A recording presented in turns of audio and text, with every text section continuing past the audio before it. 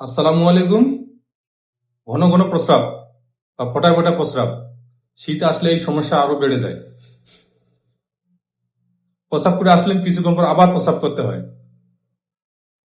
প্রস্রাব ধরে রাখাই যায় না। অনেকে আবার দেখা যায় প্রস্রাবে চাপ দিল, বাথরুমে যাওয়ার আগেই কাপড়েই প্রস্রাব করে ফেলে। খুব কষ্টদায়ক একটা সমস্যা। অনেক চিকিৎসা করছেন কিন্তু ফলাফল পাচ্ছেন না। আজকে আপনাদের প্রাকৃতিক উপায়ে কিভাবে এর সমাধান দেওয়া যায় বলে দিব। আজকের পর থেকে আর ঘন ঘন প্রস্রাব বা ফোঁটা ফোঁটা প্রস্রাবের সমস্যায় ভুগতে হবে না, ইনশাল্লাহ। তো কি কি কারণে ঘন ঘন প্রস্রাব হচ্ছে? ইউটিআই, প্রস্রাবে ইনফেকশন, সিস্টাইটিস, মূত্রথলিতে পাথর হলে, ওএবি, ওভার অ্যাক্টিভ ব্লাডার, মূত্রথলিতে ধারণ ক্ষমতা কমে গেলে, ডায়াবেটিস এবং অতিরিক্ত তরল জাতীয় যারা খাবার গ্রহণ করে তাদের ক্ষেত্রেও ঘন ঘন প্রস্রাব হতে পারে। ঘন ঘন প্রস্রাবের লক্ষণগুলো কি দেখা দিতে পারে? প্রস্রাবের তীব্র তাড়না, প্রস্রাব ধরে রাখতে না পারা, প্রস্রাব করার সময় প্রস্রাব আটকে যাওয়া, প্রস্রাব করতে গেলেন কিছুক্ষণ পর আবার প্রস্রাব দেখা দেয়, প্রস্রাবের দুর্গন্ধ, প্রস্রাবের লিকেজ, ফোঁটা ফোঁটা প্রস্রাব করবে।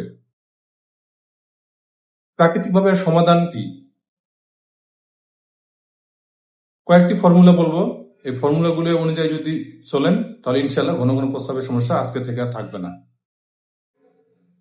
কুমড়ার বীজ। কুমড়ার বীজে ওমেগা-3 ফ্যাটি অ্যাসিড আছে, যা মূত্র নালীকে প্রদাহ নিবারণ করে, মূত্রথলির প্রদাহ নিবারণ করে, প্রস্রাবের জ্বালা কমায় এবং মূত্রাশয় শক্তি বৃদ্ধি করে। কিভাবে খাবেন?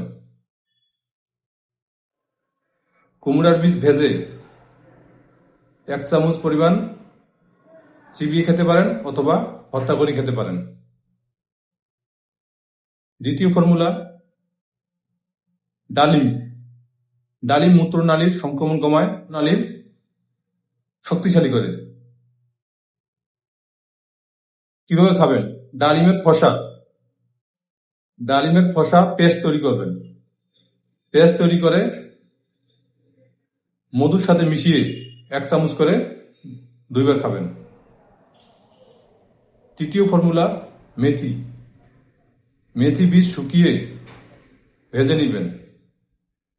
ভেজে নিয়ে 1 চা চামচ করে সকালে এবং রাতে 2 বার খাবেন। এছাড়া আমলা এবং অ্যাপেল সিডার ভিনেগার ঘন ঘন বা ফোঁটা ফোঁটা প্রস্রাবের সমস্যা কমাতে সাহায্য করে। তো আমার এই ফর্মুলাগুলো যদি কেউ 2 থেকে 3 মাস সেবন করে, ইনশাল্লাহ তার ঘন ঘন বা ফোঁটা ফোঁটা প্রস্রাবের সমস্যা নিয়ে আর থাকতে হবে না। ধন্যবাদ, ভালো থাকবেন সবাই। আসসালামু আলাইকুম।